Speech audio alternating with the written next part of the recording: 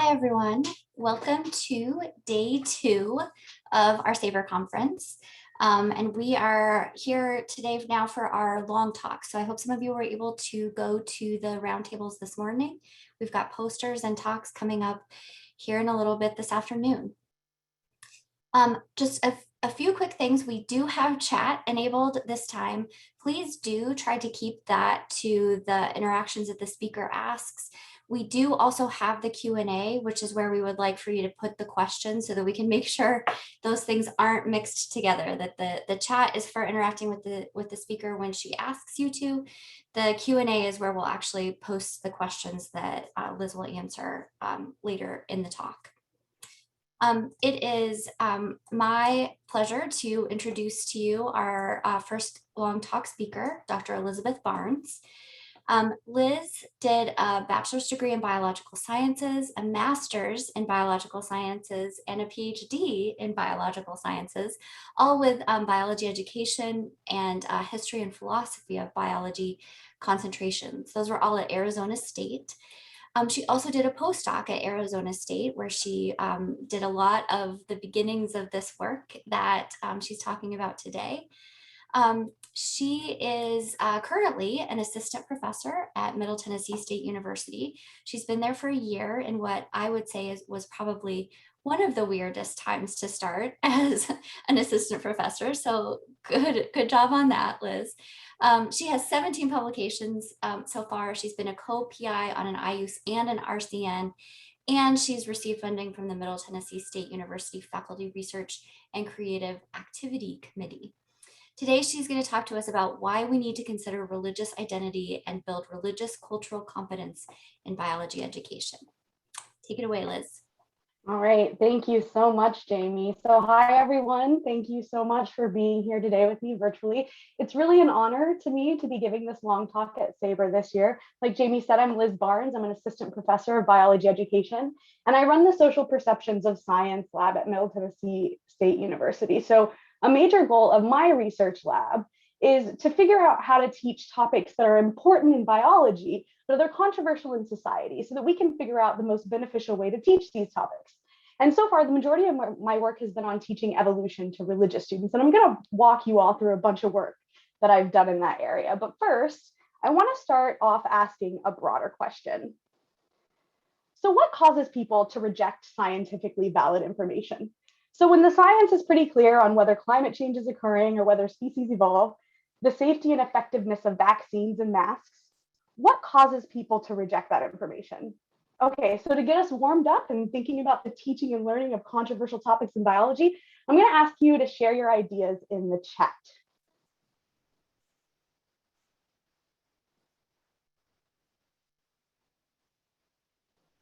Okay, family members, conflicts with personal identity, worldviews, lots of great ideas here. Emotions, prior beliefs, misconceptions, yeah, religious beliefs.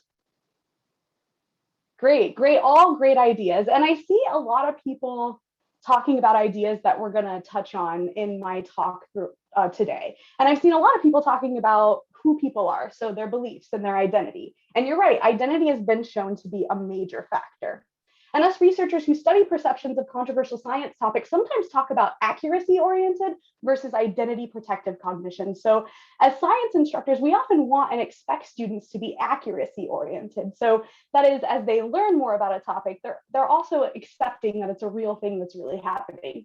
Further, with accuracy-oriented reasoning, this relationship between acceptance and understanding is not dependent on one's social identity. And that's what we see with topics that aren't controversial, like photosynthesis. However, with topics that are controversial, we see identity protective cognition, so that among one group of people, having a greater understanding of a topic doesn't make them more likely to accept it as true. So climate change is a good example of a topic in which people engage in identity protective cognition. So these are data gathered from Pew Research Center on acceptance of climate change, broken down both by political affiliation and level of science knowledge. So among Democrats, the more they know, the more they accept climate change. But among Republicans, not so much. We're seeing identity protection among this group. And one topic that biology educators think about a lot that's controversial in society is evolution. And researchers thought a lot about people's thinking around evolution because it's a really useful case study on how valid scientific information can be rejected over long periods of time. So evolution is a core concept in biology, and yet according to public polls, about half of the United States doesn't accept human evolution. And this rate has remained relatively stable for at least 30 years. But we know it's been controversial since the Origin of Species was first published back in 1859. And modernly, among undergraduate biology students, 35% of them don't think that life shares a common ancestor. So when we think about evolution, we can start to bring in this framework of identity protection. But what identity is in conflict with accepting evolution? Well, with evolution, we see that religiosity, or how religious someone is an extremely impactful factor for whether they're going to accept evolution. So consider this graph, which breaks down the relationship between accepting and understanding evolution by religiosity levels. So the x-axis is the number of answers someone gets correct on an evolution knowledge test, while the y-axis is the probability that someone will think evolution is true. So as we'd expect, when teaching most topics in biology, as people understand the topic better, they are more likely to accept it. But there are gaps between students with different religious identities. So the non-religious students are almost 100% likely to accept evolution if they fully understand evolution. However, for religious students, even if they get all of the answers on an evolution test correct, they still only have about a 50% chance of thinking evolution is true. So there are a lot of religious people who fully understand evolution, but don't accept it. So understanding is only a small part of the story. Further, what this graph also illustrates is that there are plenty of religious individuals who do accept evolution. So perhaps it's not just low understanding or high religiosity that are the main factors for evolution acceptance. We may also have to think about the specific religious affiliations that students have, because not all religious identity conflicts with evolution. All right, so now I'm going to show you just a snapshot of some data we've collected from undergraduate biology students. So these are violin plots from a study we did that included almost 8,000 students in 13 states. So the violin plot is showing these students' level of human evolution acceptance broken down by their religious affiliation. So a 1 indicates that a student on average strongly disagreed with items measuring human evolution acceptance. A 3 indicates they were neutral, and a 5 indicates that they strongly agreed with all the items. Now, the black line in the middle of the violins represents the median of the data. So for instance, the median of Muslim, Protestant, and Latter-day Saint students was lower than students from other religious denominations. Now, the shape of the violin represents the density of the data at a specific point on the y-axis. So for instance, almost all student scores among Jewish, Hindu, and Buddhist students fall above a neutral agreement with evolution. And almost no students fall in the disagree range. But there are many students within Christian and Muslim affiliations whose scores fall below a neutral rating of evolution. So why is this the case? Why do we see differences in evolution acceptance between different religious groups? All right, so I'm going to have you take another minute to share your ideas in the chat.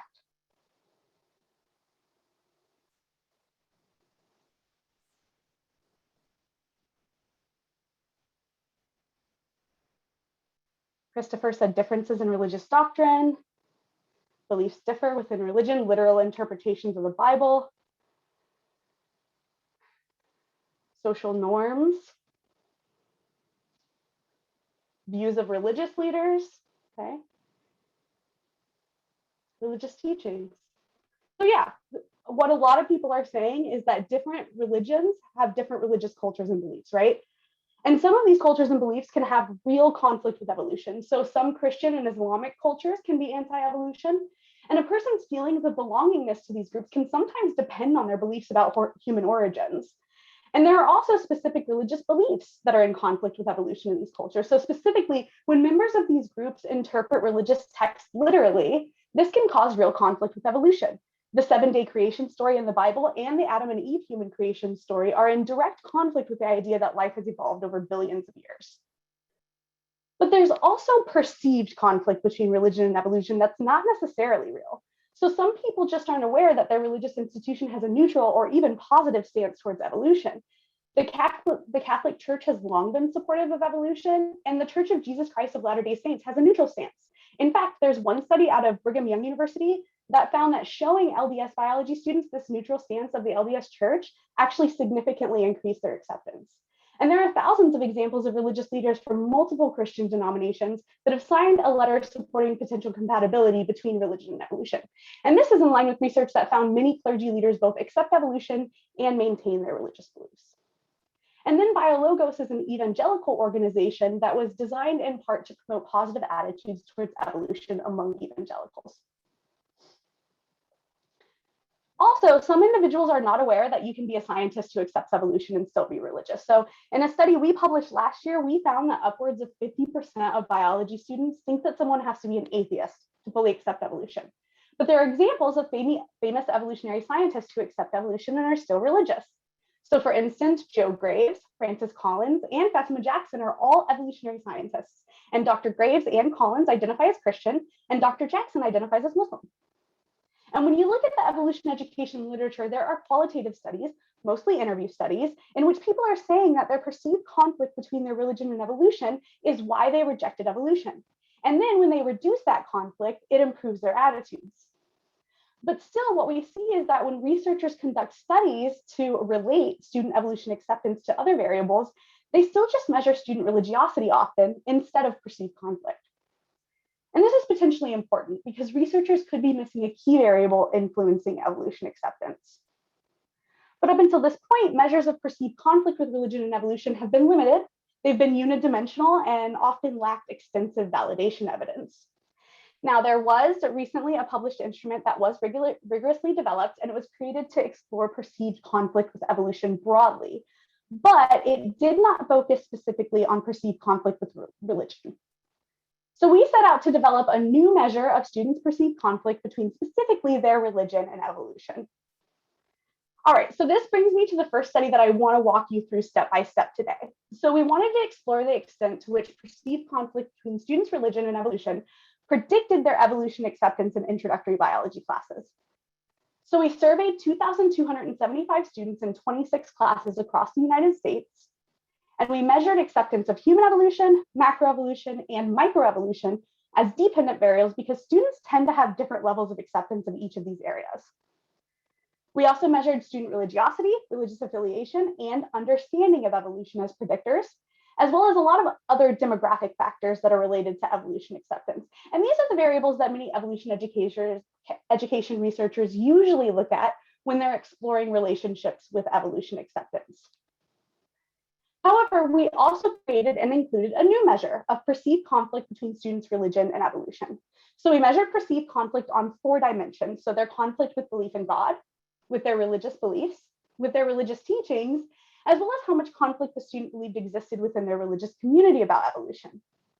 And we established evidence for response process validity, structural validity, and concurrent validity for our new measure.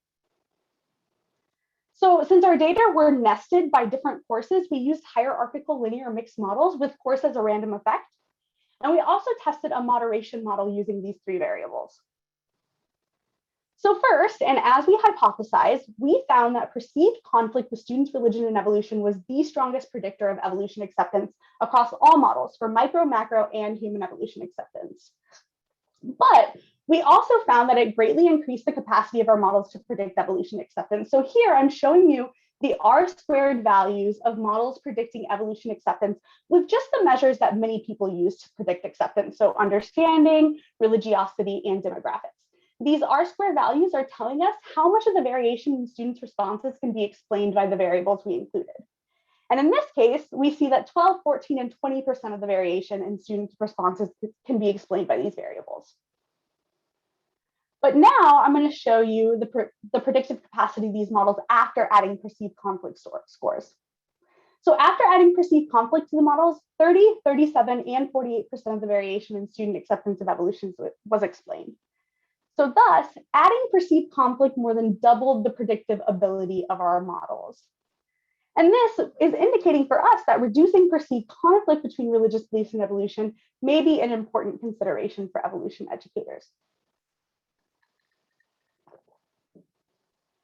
Okay, so we also found that perceived conflict moderated the relationship between evolution acceptance and religiosity. So consider this graph. The y-axis indicates students' human evolution acceptance at the beginning of the semester. Higher numbers indicate higher acceptance. The x-axis is the extent to which a student is religious, which we measured by asking students how important they thought their religion was to them and how often they participated in religious activities. Each line represents students that have a different level of perceived conflict between their belief in God and evolution. All right, so now this time I'm going to ask you to just think to yourself about what each color line represents. Which line do you think represents students with low, medium, and high perceived conflict? I'll give you just a few seconds to think to yourself.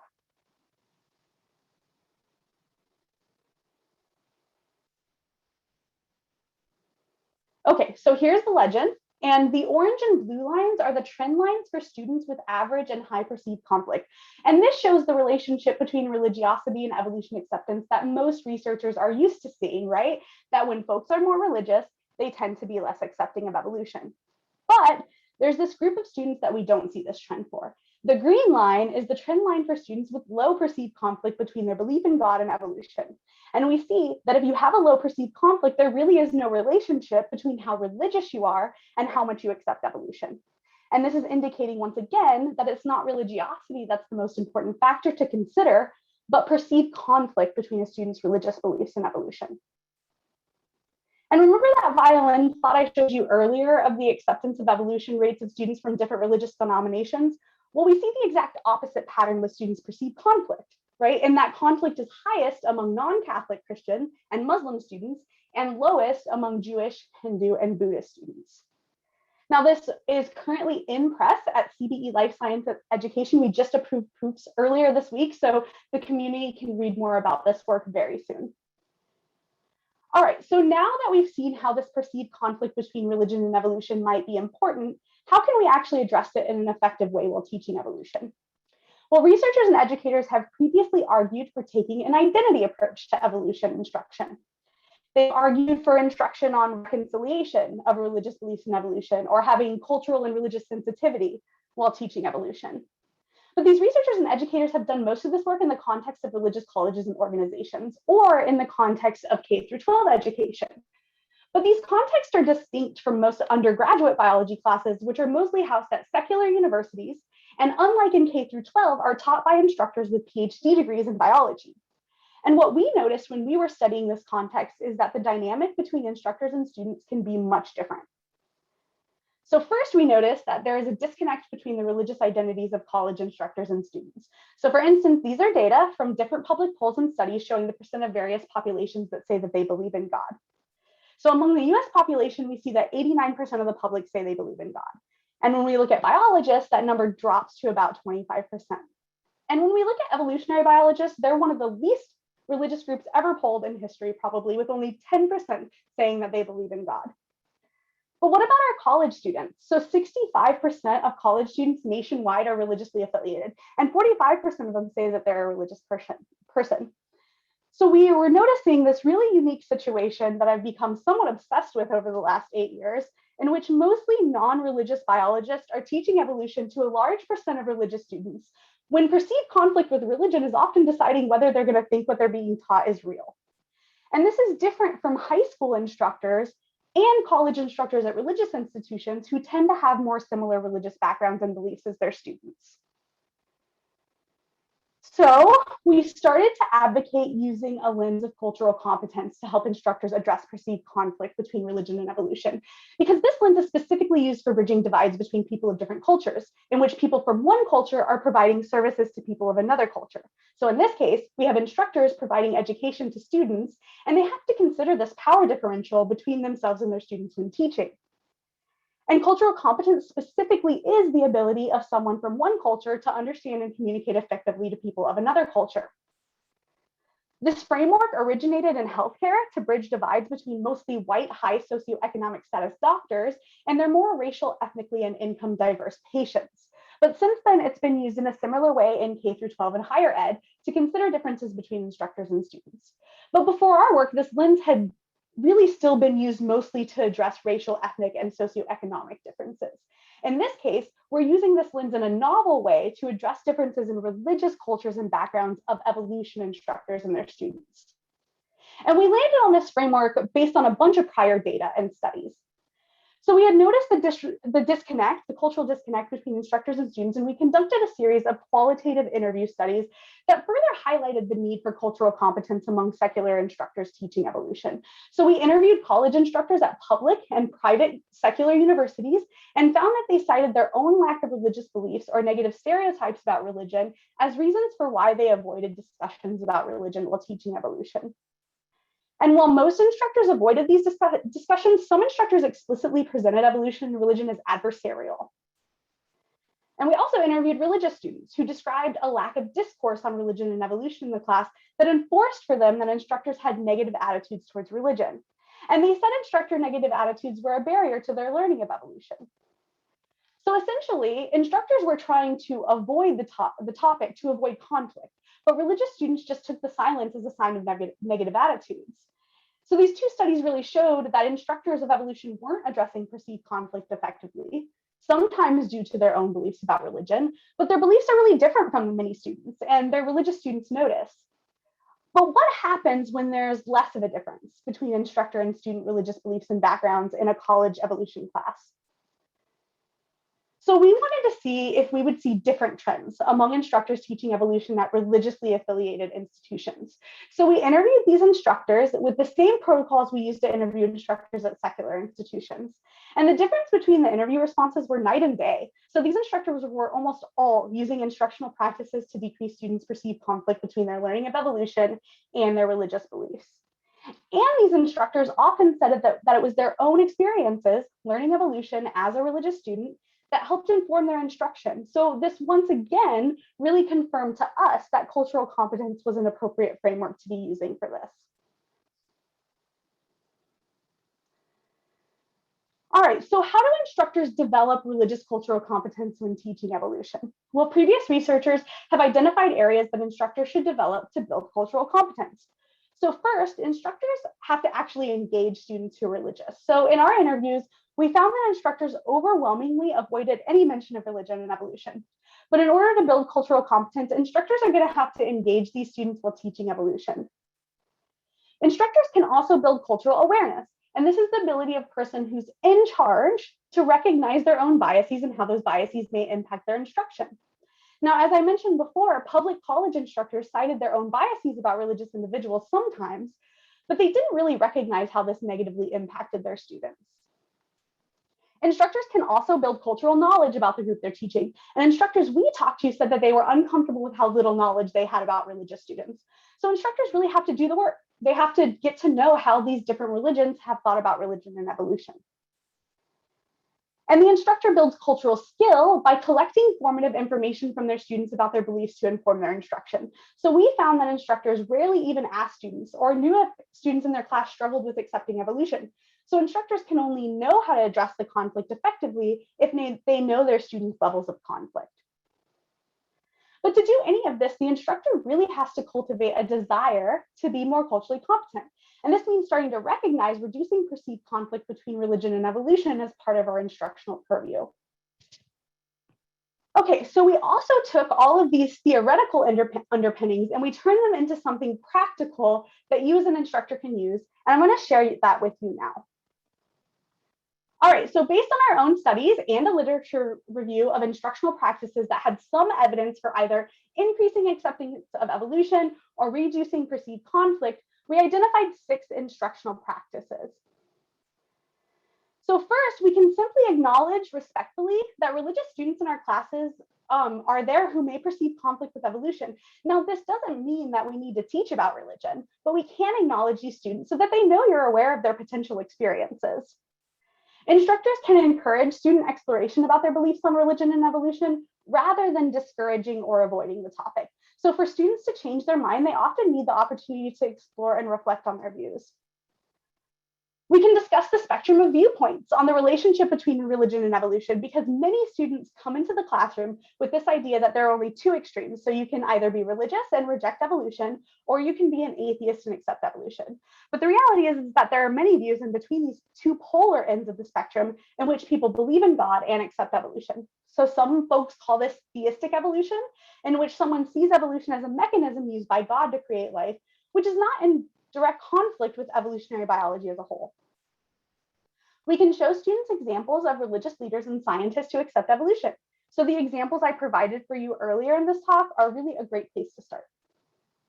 And we can also describe the nature of science and the limits of the types of questions science can answer. So while many students see science, and especially evolution, as atheistic, science can't prove or disprove the existence or influence of God. So teaching students this and explaining science and evolution as agnostic rather than atheistic may help students. And then underlying all of this is this idea that we're using any appropriate strategies to help students see where there's potential compatibility between their identity as a religious individual and their acceptance of evolution. All right, and so we further tested out some of these strategies in single classrooms. And us, along with many other researchers, were finding that using these strategies was reducing perceived conflict and increasing student acceptance of evolution. But in order to explore the generalizability of these results, we really needed larger studies with multiple classes and comparison groups in our research design. So we set out to explore the efficacy of the cultural competence framework in evolution education across courses nationwide. And we gathered and analyzed a bunch of data, and I'm going to walk you through that right now. All right, so we wanted to know whether on a nationwide scale, does religious cultural competence in evolution education predict better student outcomes? So we recruited instructors through a variety of mechanisms, including listservs, and we surveyed students in their class before and after their evolution instruction. And we were really excited that we were able to get data from more than 7,000 students in 71 courses being taught by 48 instructors in 14 states. So we again measured students' acceptance of micro, macro, and human evolution. We also measured some other outcomes like understanding, interest in evolution, and comfort with evolution. But for the sake of time, I'm only presenting results for acceptance of human evolution today. So we controlled for student pre-instruction levels of acceptance in our model. And since students from different religious affiliations tend to have different levels of evolution acceptance, we collected students' religious affiliation and categorized them as being Christian or Muslim or not Christian or Muslim. We also asked students whether they perceived religious culturally competent practices during their evolution instruction. And we developed items for this measure based on prior literature, especially our own interviews with instructors and students, and the studies that included recommendations for teaching religious students about evolution. We had to develop this new survey because no prior measures existed. So we developed these items that could potentially measure students' perceptions of what could be considered culturally competent practices. And we call this collection of items the Culturally Competent Evolution Education Practices Survey, or the KEEPS. And we administered items to students to agree or disagree with on a 6-point Likert scale. And after exploratory and confirmatory factor analyses with these items, we were able to have adequate validation evidence for 3 sets of practices.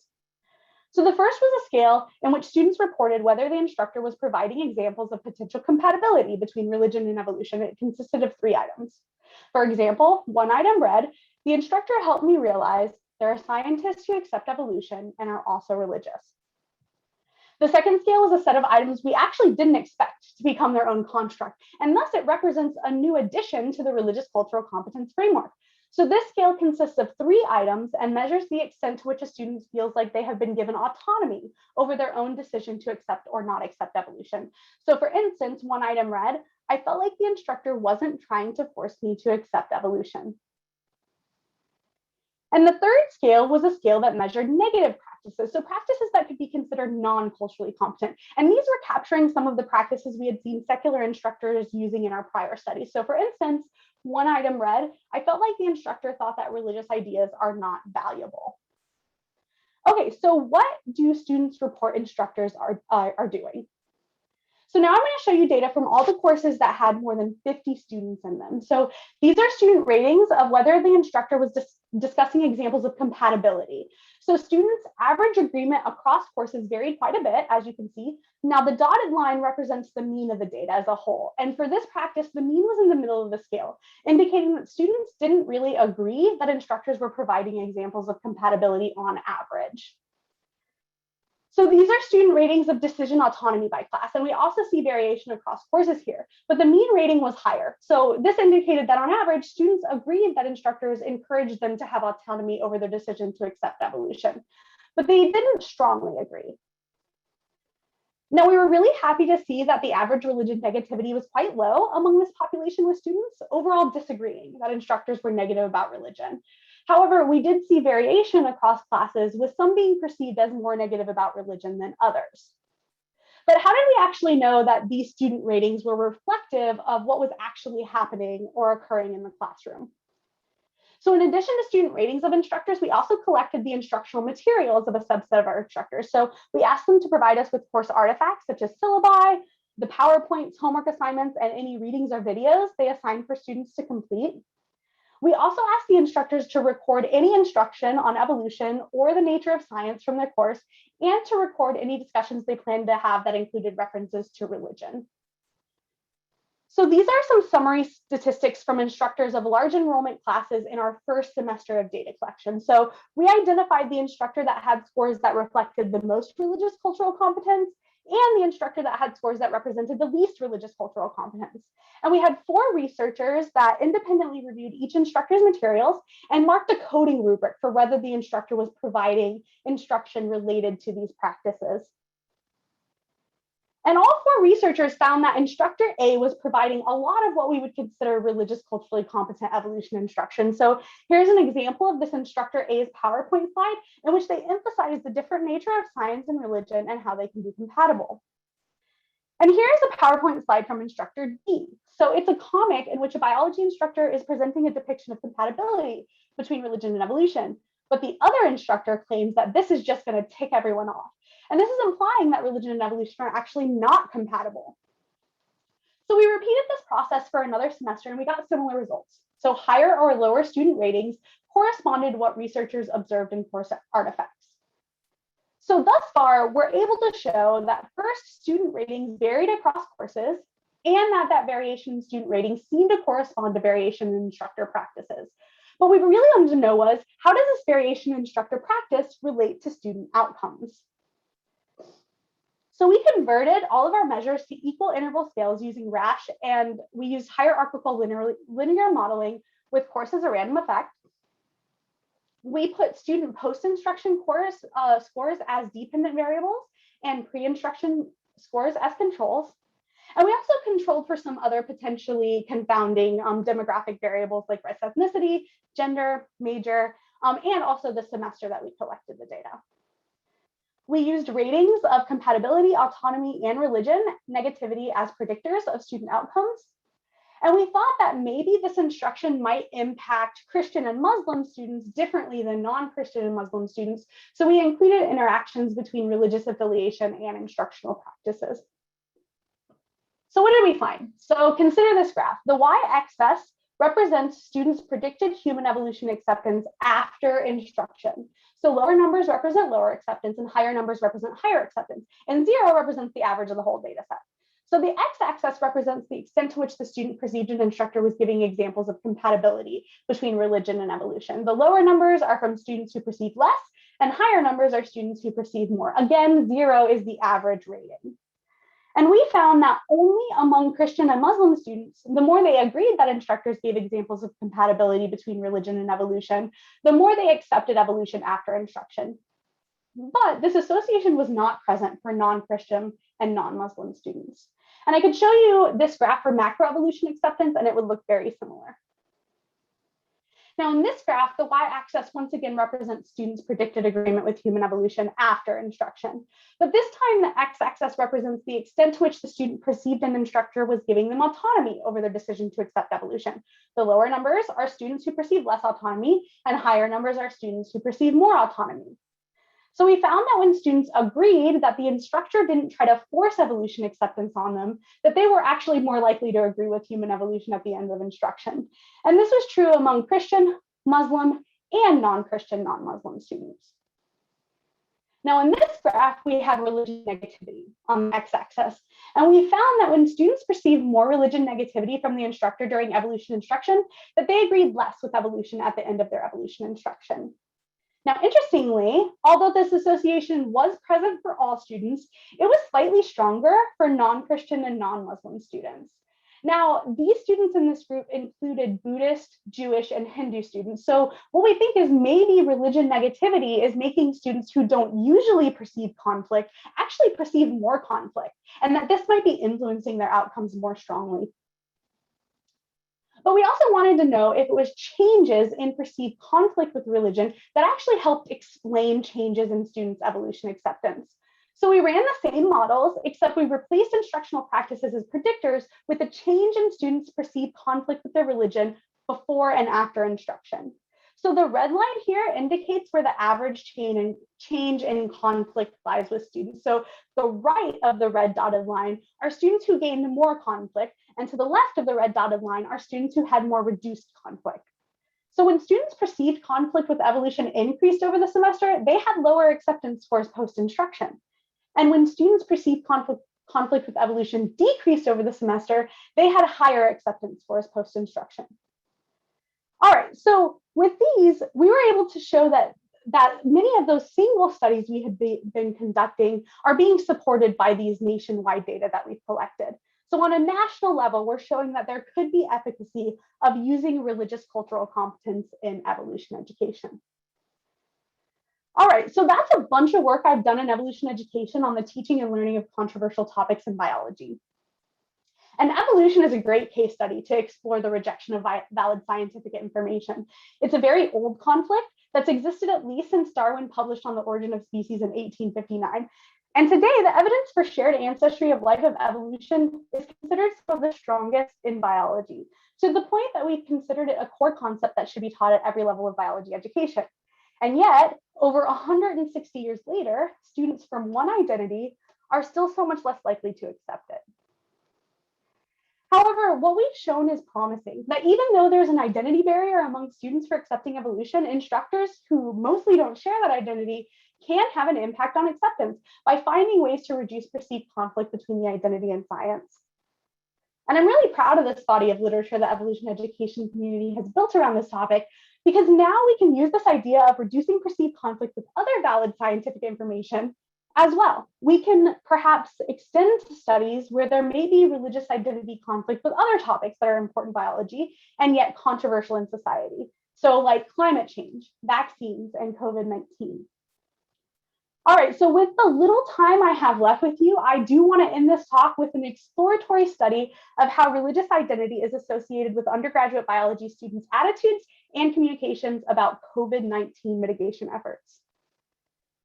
So COVID-19 is an emergent controversial topic that's become a major focus of the biology community as scientists have tried to develop vaccines to stop the spread of the virus and reduce deaths. But various social and political factors that have led to significant denial of the science behind COVID-19 and COVID-19 mitigation strategies. And while there's a place for instructors to teach students about the current science behind COVID-19 and mitigation, most studies in higher ed thus far have focused on COVID-19 has impacted instructional practices because of the swift shift we saw to online instruction. Or studies have looked at how COVID-19 has impacted students' college experiences and mental health, given the significant crisis. But very few studies have looked at students' attitudes towards COVID-19, even though the spread of COVID-19 on college campuses has been significant. For biology students specifically, many of them are scientists in training, and they might lie somewhere between the characteristics of the general population and those of scientists about COVID-19. So we wanted to look at how students' major, political affiliation, race, ethnicity, and religious affiliation might be related to COVID-19 attitudes. We conducted a survey of 533 students in intro bio classes in a state in the Southeast that has one of the lowest vaccination rates in the country. And this was during the month of April 2021, when the vaccines were just being rolled out. As the dependent variables in our analysis, we gathered info on students' attitudes and communication about COVID-19. We asked students about their knowledge of COVID-19 studies, their endorsement of conspiracy theories and vaccine concerns, as well as how often they communicate with others about COVID-19 and how prepared they feel to convey accurate scientific information. We used multiple regression to test for differences between biology majors and non-majors, more and less politically conservative students, and religious and non-religious students. But since this talk is focused on religious identity, we do have limited time. I'm only going to talk about the results of religious affiliation. But it is really important to keep in mind that when we report the results for religious students, that this is controlling for all of these factors, including political conservatism. And I have to acknowledge my four incredibly talented undergraduate researchers, Lane, Tipapon, Mariana, and Chloe, because they did a ton of work that went into this project.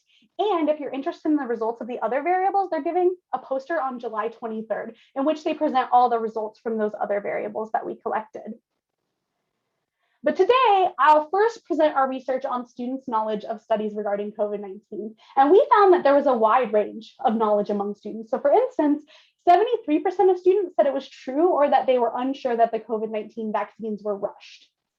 And when we looked at which students were more or less likely to have more accurate knowledge, we found that controlling for all of those other variables in our models, including political affiliation, that religious students were more likely to have misconceptions about the literature. Now, we also looked at student attitudes using multi-item measures with validity evidence. And we gauged the extent to which students agreed with COVID-19 conspiracies and how concerned they were about the COVID-19 vaccines. And when we looked at the distribution of responses for the COVID-19 conspiracy endorsement, 1 was disagree and 5 was agree. Students overall disagreed with conspiracies, but there were a large group of students that were unsure, and also some students who did agree with the conspiracy theories. Now, when looking at the identities associated with endorsement, we found that religious students were more likely to endorse the conspiracy theories. For vaccine concerns, we saw overall higher concern about the COVID-19 vaccines among the broader population of students, but we also found that religious students were more likely to endorse those concerns. But what about communication? Our undergraduate students are often scientists and doctors in training who will be the face of science in the future. And we wanted to see how often these students were communicating about COVID-19 and how prepared they felt to communicate. And students were very mixed on their frequency of communication, but most students were communicating about COVID-19 at least sometimes, and many said they were communicating often. And when we looked at preparedness, we once again found variation, but overall students felt more prepared to communicate accurately about masks and the health risks of COVID-19, but less prepared to communicate accurately about the safety and effectiveness of the COVID-19 vaccines. But what about religious students?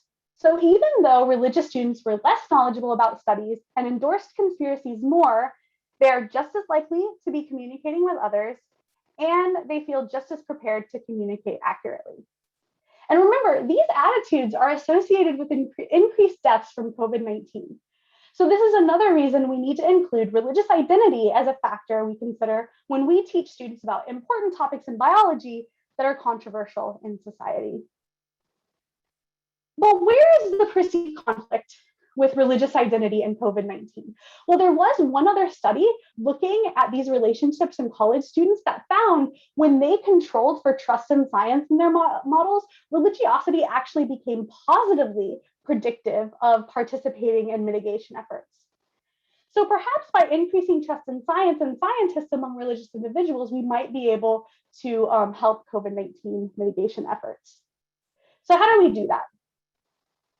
Well, in our research group, we argue that we can increase trust in science among religious individuals by treating religion as an inclusion factor in biology education. So there's a lot of current research aimed at increasing diversity and participation in science. And this research has justifiably focused on how to increase participation of historically underserved groups in society, like women and people of color. But one population of students that are not underserved in society, but are underrepresented in science are Christians. So the majority, about 2/3 of the public, identify as Christian, yet only 30% of scientists identify as Christian. And it's not just Christianity. Scientists are much more likely than those within the public to say that they hold no religious affiliation at all. So once again, we see this disconnect between scientists and the public in terms of religious culture. And religious students can feel and be stigmatized in biology. So our experimental social psychology study showed that biologists can be biased against highly religious Christians and rate highly religious PhD applicants as less likable, less credible, and less hireable than non-religious applicants. And students perceive this bias. So over half of students in one of our 3 studies in this paper said they perceive discrimination against Christians to be a problem in science. In sociology, there's a researcher, Elaine Eklund, who has done tons of research on religious scientists' experiences in the workplace. And she found that although both Christian and Muslim scientists tend to see their faith and science as compatible, they still feel as though they're discriminated against in the scientific workplace. And in another interview study, we found that Christian graduate students in biology report their Christianity as a stigmatized identity that they sometimes feel they need to conceal in the context of their biology programs. So in order to be more religious culturally competent, we have to think about how our biases may contribute to less effective instruction. So in fact, when we look at perceived conflict between religion and science, it's actually higher among non-religious people than religious people. So these are data from a sociological poll showing that among those who attend religious services regularly, about half of them perceive religion and science as in conflict often, which is a lot of people. But 73% of those who don't attend services think religion and science are often in conflict. So when we teach science, are we taking this bias with us and creating more perceived conflict than is necessary? So in order to increase trust in science and scientists, we argue that we have to create more inclusive environments for religious students in biology classrooms. And this doesn't just matter for trust in science among our students, but it matters for inclusion and diversity broadly. So religious identity is an identity like any other identity we consider. And since religious students comprise up to 65% of students nationwide, the decisions we make as instructors about how to address or not address perceived conflict may help make a larger percentage of students feel more included in the biology classroom.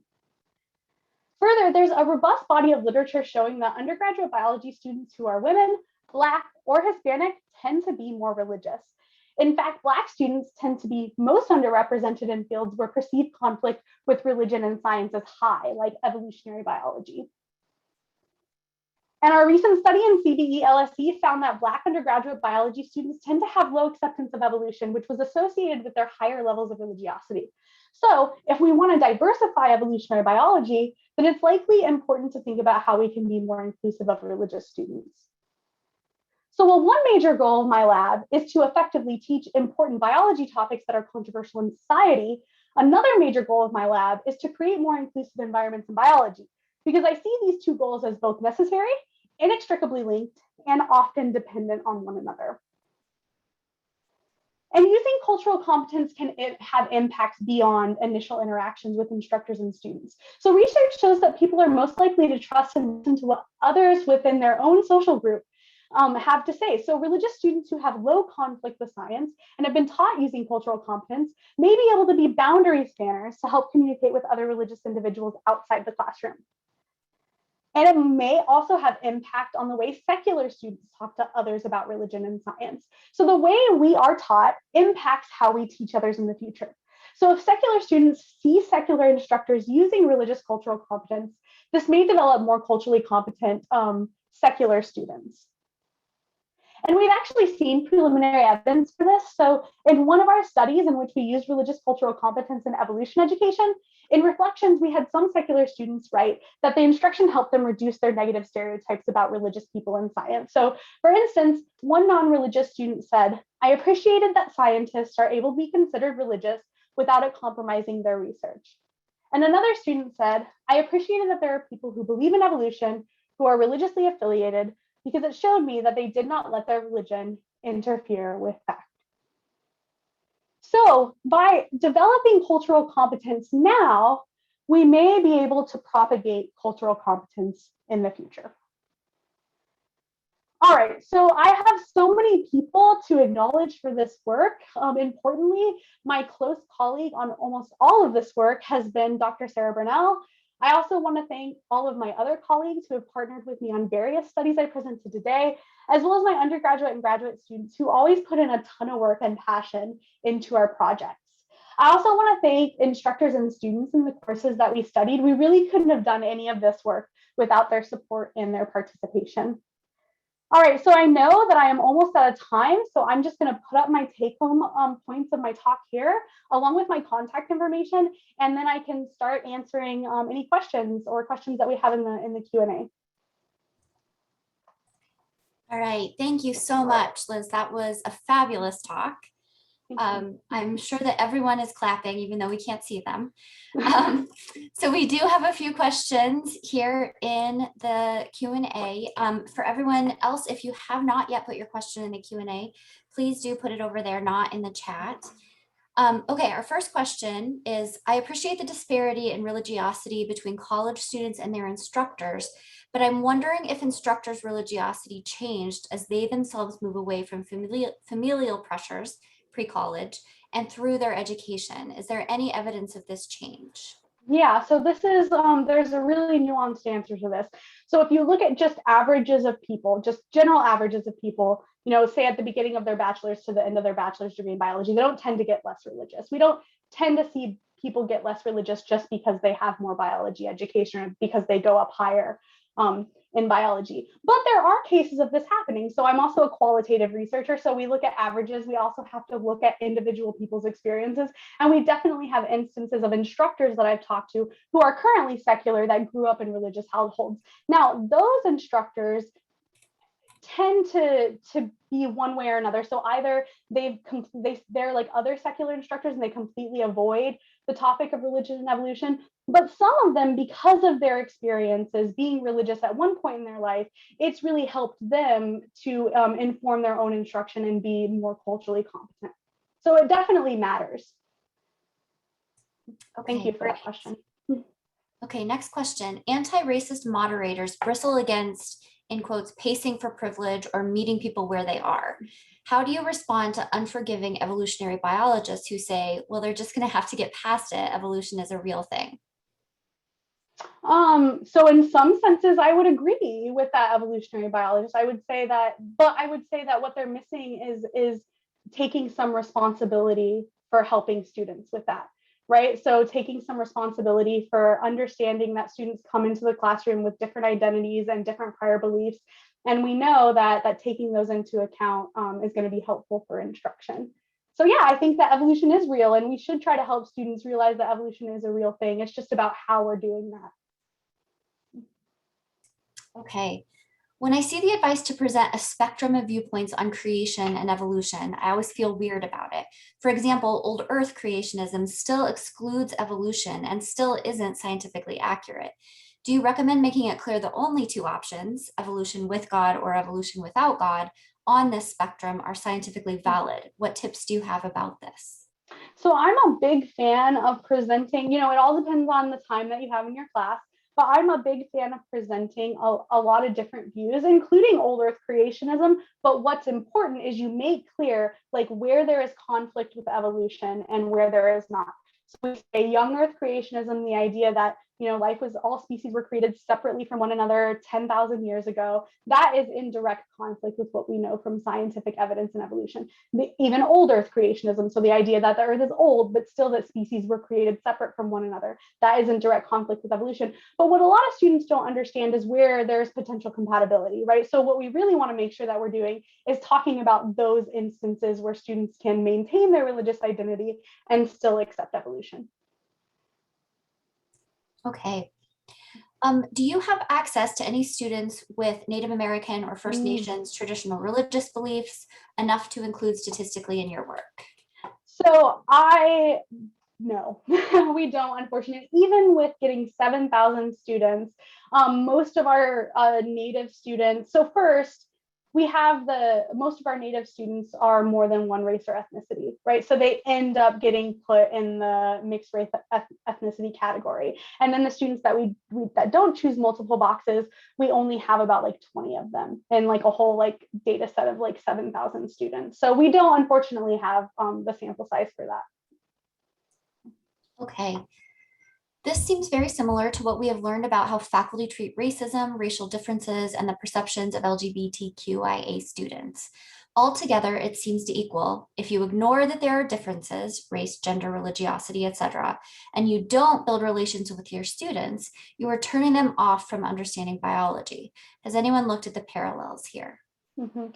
Well, yeah, in some senses, that's exactly what we're trying to do, right? Is we're saying that in all of these other instances, we have educators who are focusing on taking into account the differences between instructor identities and student identities and how that might influence the instruction. But in evolution education, there's a huge difference, like in the identities of the instructors and students, in regards to their religious identity. And we're really we've really advocated for looking at that parallel. Yeah. Okay. Next one. Hi, Liz. Thank you so much for this talk. Regarding perceived conflict between religion and COVID-19, particularly the vaccine, have you looked into the perceived conflict with stem cell research? I know that some religious communities and individuals have had hesitancy with taking the vaccine due to concern of the use of stem cell research to develop the vaccine. Mm-hmm. It's really interesting because in my I haven't looked at this in our studies or in our surveys, but I had a lot of conversations with researchers and folks about this. And what I often see is my secular colleagues often bring this up. But I've never heard any of my actual religious colleagues or friends bring this up. So the short answer is I don't know. And it would be really interesting for people to actually look at see how much of a concern that actually is within the religious community. Okay. I'm curious when and how students recognize religion negativity during evolution instruction. Do instructors say things they think are either neutral or unrelated to religion that students perceive as a statement on religion? Mm-hmm. That's a really good question. One thing that we're really interested in following up in these results is this idea of, differences in student perceptions about instruction, because you can imagine that an instructor can make a very a statement that could be neutral, right, or considered neutral by some students, but by a religious student, they might take it as being negative towards religion. I'm really looking forward to digging into that in the future and seeing how identity actually influences the perception of the instruction itself. Yeah, that's a really great question. Thank you. I did see that there was one question that was skipped. Is it okay if I answer it? Oh, yes, I'm sorry. I didn't mean to So, skip it. no, that's okay. So it says, so are you saying that religious biologists should Ah, talk about their faith in the classroom? Maybe not pre-tenure. Yeah, so this is such an interesting situation because you're in a situation where both you have a power differential between you and the student in the classroom, and it really would be beneficial for you to talk about, your faith and how you're a biologist and accept evolution and are religious at the same time as well. But you may feel stigmatized within the biology community as a religious individual, as we know some religious individuals do. And so at that point, you're making decisions and about trade-offs between, being a good role model for your students, but not putting yourself in a vulnerable position that might leave you open to stigma by your colleagues. So I would say that's a personal decision. And I could see it would be beneficial for your students. And I always say I appreciate all of our religious biologist instructors who are willing to share their religious identity with their students, because I think that they make a huge difference doing that. So that's a good question. Thank you. great. Sorry for skipping that. Okay. Is there any research that looks at if religious students are more likely to exist in an echo chamber than those with other types of identities? So, I mean, there's definitely research that shows that people are, especially and in religious groups, are more likely to listen to others within their group. I don't know of anything specifically that's looked at like the context of religious students with controversial topics in biology and if they tend to listen to other religious students or not, but that would be an interesting study to do. Yeah. Is there any research on reducing religiosity? It seems like affiliation with religion is the real problem. What can we do to reverse that? So I would argue that a lot of my data that I just showed shows that it's not religious affiliation that's the problem. I mean, one thing that I tried to work really hard to illustrate here is that you can have students that are religiously affiliated, right, that are highly religious. So you can have an evangelical Christian student who strongly agrees that they're a very religious person and they go to church every Sunday and they still accept evolution. Right? It's not about their religious affiliation. What it's really about is whether or not they think their religious belief has to conflict with evolution. And that's why we see Buddhist individuals very rarely rejecting evolution, right? They can be highly religious, right? I would consider like a Buddhist monk a very highly religious person, right? But very few of them would see a conflict with the idea of evolution in their religious beliefs, because there's really nothing in that culture that would suggest like that there should be a conflict, right? So yeah, so I would argue that it's not religious affiliation and reducing religiosity. And based on my interviews with instructors, I would say that the vast majority of instructors would be uncomfortable with the goal of trying to reduce student religiosity. Yeah, okay.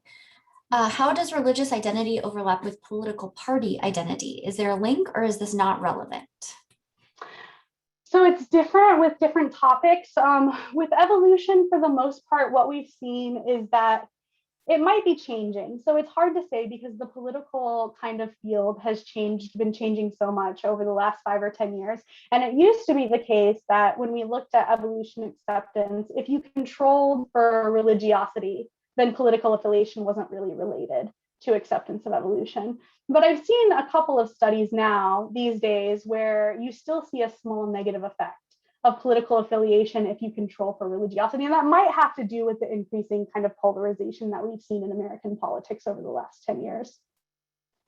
Yeah. Oh, and for COVID-19, so this is important though, for my COVID-19 data, that was controlling for political affiliation. So all of those results that I showed you, more politically conservative students have outcomes where they have more concerns about vaccines. They endorse conspiracy theories more. They're less likely to want to vaccinate. And they're less likely to communicate too. But so those religious students, what we're showing is that if you have a liberal religious student, that they're even more likely to have some of those misconceptions and attitudes about COVID-19 mitigation. Okay, it is 2 o'clock. And so we will, if you didn't get your question answered, please do reach out to Liz. And thank you, Liz, so much. Such a fantastic talk, such great work. We look forward to seeing what you do next. Thank you all so much for having me. Like I said, this was an honor. All right, poster session next, everyone.